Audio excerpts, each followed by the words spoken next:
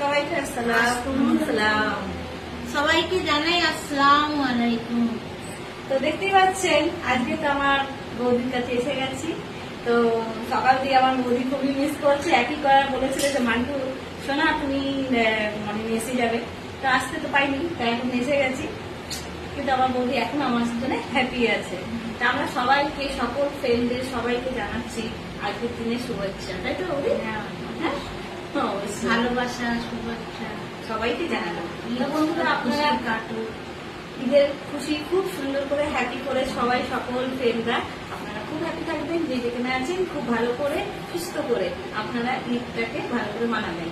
আর আমরা সব সময় আছি, আর আপনারা তো জানেনই সবাই আপনাদের সব সময় আছে, আর আমি সব ঈদে এই করি।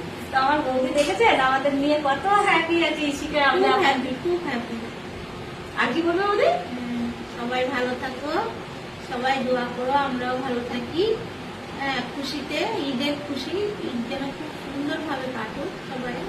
আমার বৌদি সবসময় আমাকে বলে যে আমার মান্টু সবসময়, আমার বোন সবসময় হ্যাপি থাকো, তাই তো? হ্যাঁ, অবশ্যই। সবসময় জানেন বৌদির এই ভালোবাসার হাতটা আমার মাথার মধ্যে থাকে। অনেক বড় বড়।